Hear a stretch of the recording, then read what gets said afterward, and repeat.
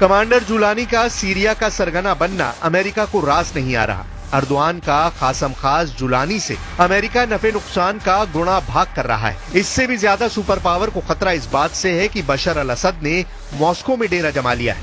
President Putin की शरण में बशर के जाने के मायने समझना मुश्किल नहीं। Today we call on all actors in and outside the region to act with prudence and calm and to refrain from steps that could further destabilize the region. The territorial integrity and unity of Syria must be preserved. रूस ही ऐसा देश है जो बशर को America के ताप से बचा सकता है। प्रेसिडेंट पुतिन ही इकलौते लीडर हैं जो दोबारा बशर अल असद की वापसी दमिश्क में करवा सकते हैं। पुतिन बशर के मिशन इम्पॉसिबल को पॉसिबल बनाने का दमखम रखते हैं। पुतिन की कुछ मजबूरी भी बशर के हक में जाती है। पुतिन ने इशारों में जता भी दिया है कि सीरिया में क्या होने वाला है। वियना में रूस के राजदूत मिखाइल उलियानोव का ये मैसेज सीधे अमेरिका पर बड़ा तंज है। इसे पुतिन का ओपन ऐलान माना जा रहा है।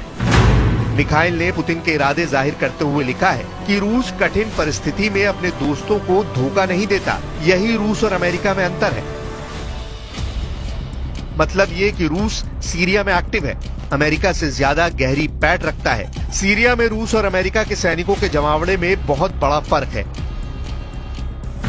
सीरिया में अमेरिका के करीब 900 सैनिक हैं। अमेरिका सीरिया में ज्यादातर बमबारी खाड़ी देशों में मौजूद सैन्य अड्डों से अंजाम देता है। दूसरी तरफ रूस ने सीरिया में नेवल और एयरबेस बना रखे हैं, वो भी 2017 को हुए समझौते के बाद 49 साल आगे के लिए। साल 2015 में बनाए गए खमैमी में एयरबेस पर रूस के सुखोई Su-25 और सुखोई Su-34 टोही विमान IL-20M के साथ-साथ T-90 टैंक, BTR-82 वाहन, तोपखाने, मिल Mi-24, Mi-28, Ka-52 गनशिप और मिल Mi-8 हेलीकॉप्टर की तैनाती है।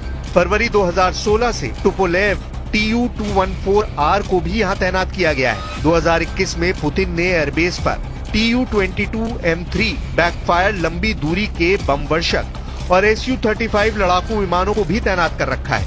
वहीं टार्टस नौसैनिक अड्डे पर रूसी नेवी के ज्यादातर जंगी हथियार तैनात हैं, जिनसे पुतिन जब चाहे जिसे चाहे सीरिया से मार भगा सकते हैं। बशर अल असद अरब वर्ल्ड में रूस के सबसे जिगरी लीडर हैं।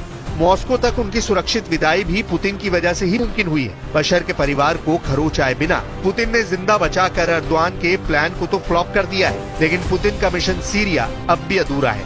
प्रेसिडेंट पुतिन को सीरिया में अमेरिका की मौजूदगी ही नागवार गुजरती है। पुतिन असद की वापसी का क्या प्लान बना रहे हैं, कैसे अमेरिका का सेकंड टाइम सीरिया में सरेंडर मुमकिन है, ये जानने से पहले बशर अल असद के उस स्लॉटर हाउस के भीतर चलिए जो सैदनाया जेल के नाम से कुख्यात है।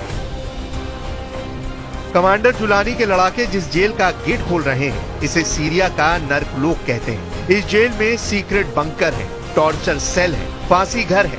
सीरिया की सैदनाया जेल की एक एक कोठरी खूनी नरसंहार की गवाह है। धरती के नीचे 3 तल्ले में फैली इस सुरंग नुमा जेल से जुड़े दिल दहलाने वाले किस्से हैं। कमांडर जुलानी के कट्टर लड़ाके इस जेल को बशर अल असद का बूचड़खाना भी कहते हैं। साल 1979 में बनाई गई ये जेल 24 आते आते बंद कर दी गई। अब इस जेल के कुछ सेल के गेट खुल नहीं रहे हैं। सीक्रेट कोर्ट से लॉक इस जेल से बशर अल असद गुप्त ऑपरेशन की प्लानिंग कर सकते हैं। एमनेस्टी की रिपोर्ट में बताया गया है कि सैदनाया जेल में 2 हिरासत केंद्र थे। एक लाल इमारत जिसमें विद्रोह शुरू होने के बाद नागरिकों को रखा गया, वहीं सफेद इमारत में कार्यालय है और विरोध करने वाले सैनिकों को रखा गया। एमनेस्टी की रिपोर्ट में अनुमान लगाया गया है कि सितंबर 2011 से दिसंबर 2015 के बीच सैदनाया जेल में 5000 से 13000 लोगों को फांसी दी गई। रिपोर्ट के मुताबिक जेल की लाल इमारत में हजारों कैदियों को चुपके से मौत के घाट उतार दिया गया है। फांसी से पहले कैदियों को कोठरियों से बाहर निकाला जाता था। इसके बाद उन्हें लाल इमारत के तहखाने में एक कोठरी में ले जाया जाता, जहां उन्हें 2 से 3 घंटे तक रखा जाता था। इस दौरान कैदियों को बुरी तरह पीटा जाता था। आधी रात को उनकी आंखों पर पट्टी बांधकर डिलीवरी ट्रकों से सफेद इमारत में ले जाकर फांसी दी जाती थी। एमनेस्टी रिपोर्ट बताती है कि ऐसा हफ्ते में 1 या 2 बार होता था। बंदियों की ग्रुप फांसी में हर बार 20 से 50 लोग होते थे। फांसी देने से कुछ मिनट पहले उन्हें मौत की सजा के बारे में बताया जाता था। उन्हें ये भी नहीं बताया जाता था कि फांसी कब होगी। गले में फंदा डाले जाने तक उन्हें ये तक नहीं पता होता था कि उनकी मौत किस तरह से होगी। फांसी दिए जाने के बाद एक ट्रक में भरकर उन्हें ले जाकर सामूहिक कब्रों में दफना दिया जाता था। बशर के जल्लादों के कारनामे कभी सामने नहीं आए। इसकी वजह जेल में हुआ कैदियों के साथ टॉर्चर है। तुर्की सेदनाया जेल जैसे क्रूर किस्सों का प्रचार कर बशर के खिलाफ माहौल बनाने में लगा हुआ है। वहीं मॉस्को में अफ्रीकी लड़ाकों को लेकर सीरिया युद्ध का पासा पलटने की प्लानिंग हो रही है। पिछले कुछ साल से रूस ने अफ्रीका महाद्वीप में अच्छा खासा दबदबा बना लिया है। रूस ने ही अफ्रीकी देशों को हथियारों से लैस भी किया है। रूस की वैगनर आर्मी का अफ्रीका में प्रभाव है। रूस के लिए सीरिया में डटे रहने की मजबूरी भी अब समझिए। रूस टार्टस नेवल बेस से माली, बुर्किना फासो, नाइजर और मध्य अफ्रीकी गणराज्य में अच्छा खासा प्रभाव रखता है। यह अफ्रीकी देश सीरिया से सबक लेकर रूस से किनारा करके तुर्की के पाले में जा सकते हैं। इसलिए एर्दोआन और अमेरिका के खिलाफ पुतिन अफ्रीका के खूंखार योद्धाओं को उतार सकते हैं। यानी युद्ध तय है। वो भी सीधे अमेरिका और रूस का टकराव होगा, जिसका खमियाजा कमांडर जुलानी, एर्दोआन और सीरिया तीनों को भुगतना होगा।